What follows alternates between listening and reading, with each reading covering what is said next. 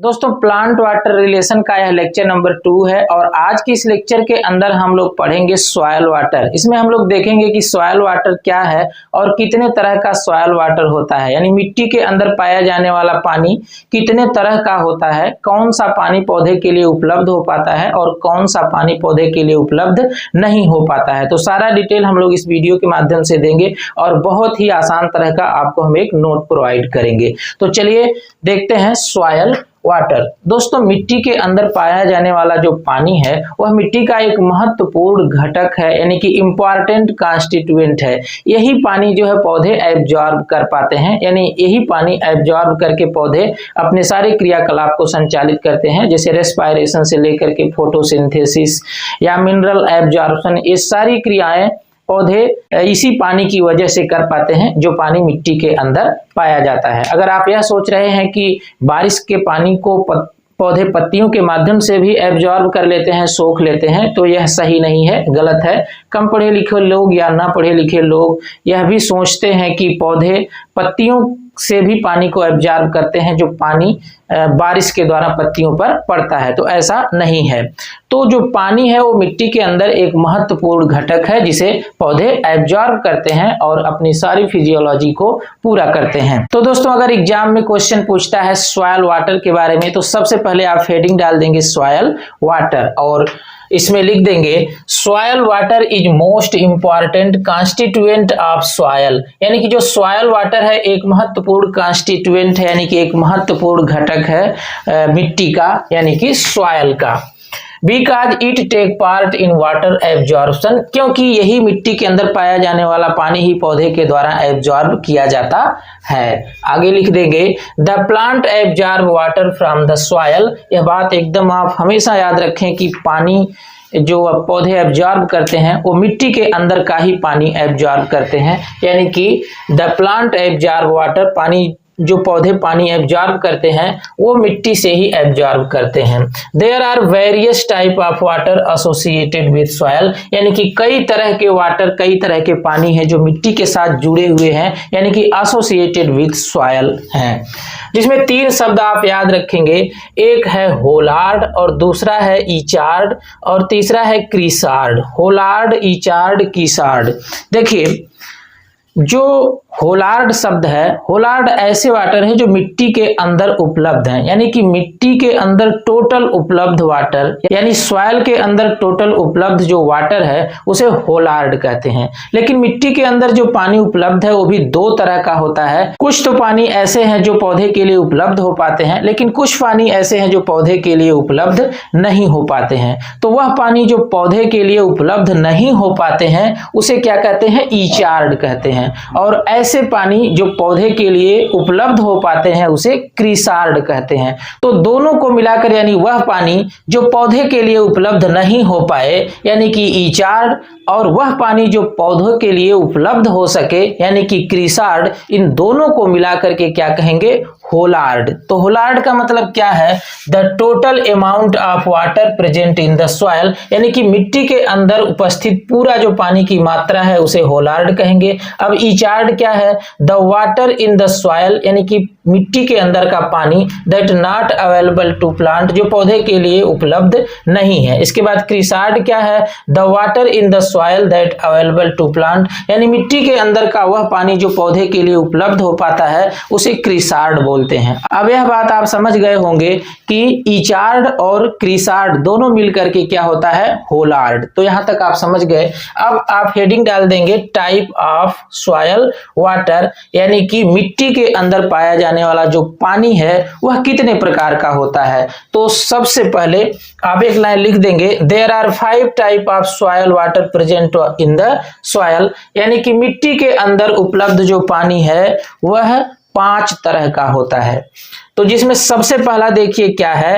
Run away water या फिर free water. पहले तरह का जो पानी है वो क्या है? रन अवे वाटर या फिर फ्री वाटर। और दूसरा क्या है? Gravitational water. तीसरा कैपिलरी वाटर। चौथा हाइग्रोस्कोपिक वाटर और 5वां केमिकली कंबाइंड वाटर। अब एक एक समझ लेते हैं और यह भी जान लेते हैं कि इसमें हम एग्जाम में लिखेंगे कैसे। तो सबसे पहला क्या है? Run away water.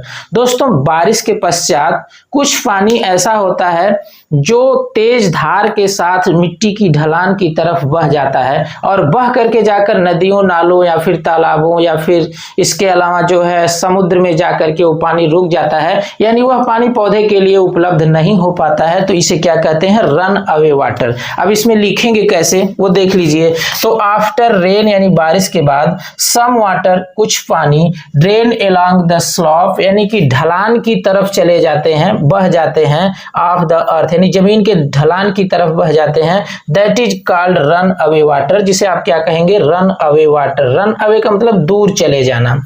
These water reach into the river, यह पानी नदियों में पहुंच जाते हैं, पॉन्ड यानी तालाबों में पहुंच जाते हैं, एंड सी ईटीसी मतलब सागरों या इत्यादि इस तरह की वाटर बॉडी में पहुंच जाते हैं।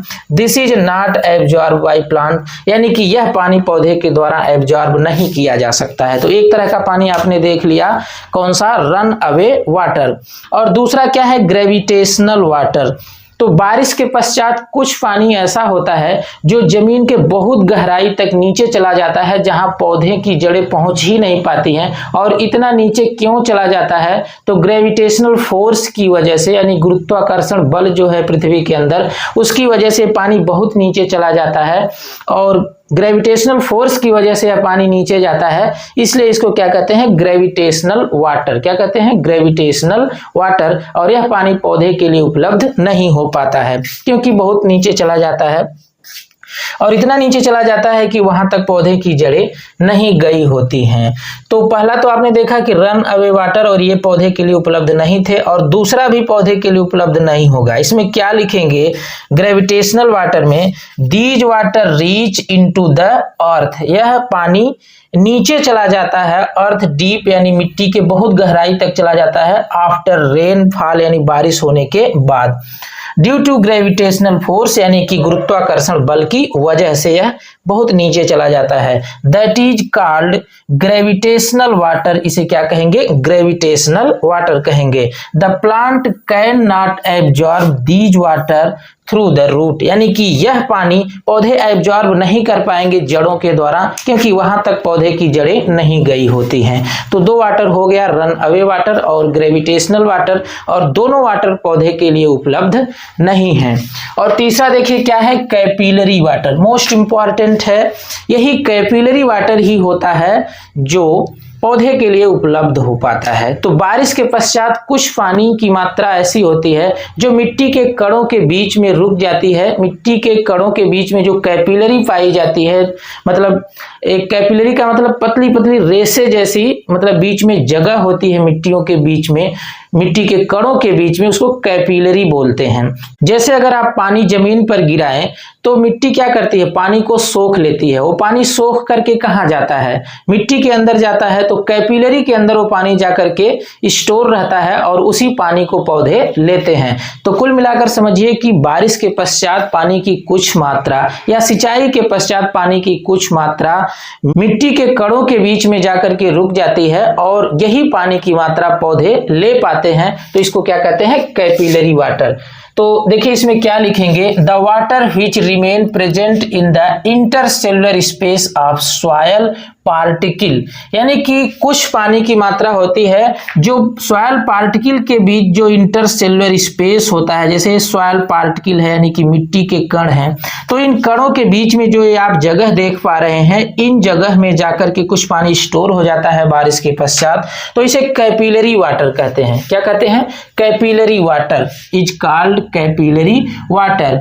इट इज ओनली, केवल यही पानी है, it is only available water that absorb by plant, यानी कि केवल मिट्टी के कणों के बीच में उपलब्ध पानी है, उसी को पौधे एब्जॉर्ब कर पाते हैं, जिसे कैपिलरी वाटर कहते हैं। क्या कहते हैं? Capillary water.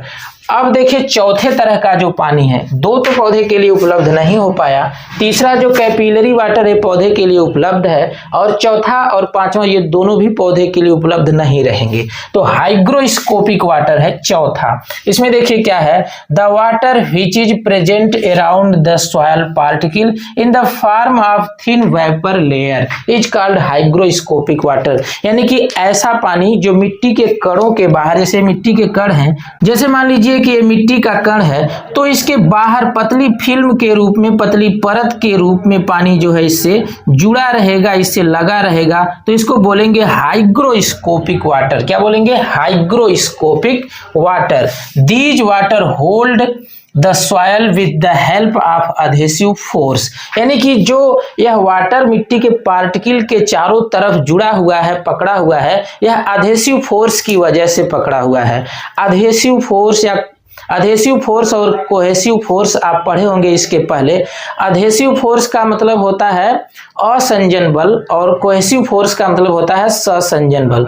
तो देख रहे हैं क्या है, ये मिट्टी का कण है और इसके बाहर उपलब्ध क्या है? पानी है, तो असमान पार्टिकल है, तो यहाँ पर इसे क्या कहेंगे? Adhesive force. अगर दोनों वाटर मॉलिक्यूल होते आपस में जुड़ते तो इसको क्या कहते? कोहेसिव फोर्स, ससंजन बल। तो देखिए अधेसिव फोर्स की वजह से मिट्टी के चारों तरफ यह पानी क्या होता है? चिपका रहता है।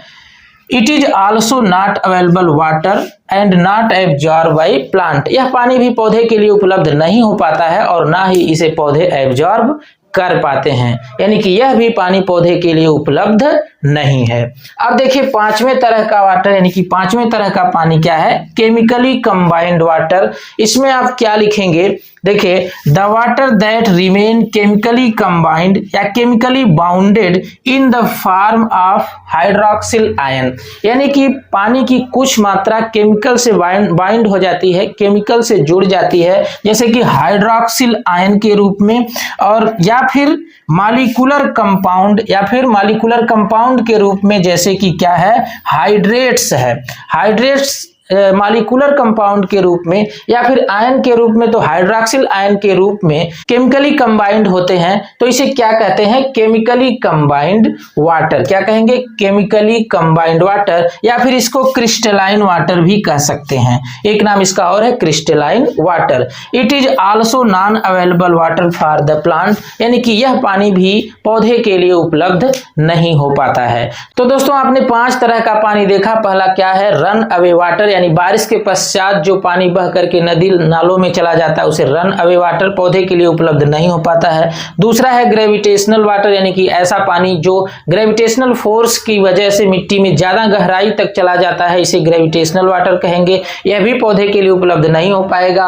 और तीसरा कैपिलरी वाटर है, जो मिट्टी के कणों के बीच में पानी रुक जाता है बारिश के पश्चात, इसे ही पौधे ले पाते हैं, इसे कैपिलरी वाटर कहेंगे। हाइग्रोस्कोपिक वाटर, यानी मिट्टी के कणों के बाहर परत के रूप में जो पानी चिपक जाते हैं उसे हाइग्रोस्कोपिक वाटर कहेंगे, यह पानी भी पौधे के लिए उपलब्ध नहीं हो पाएगा।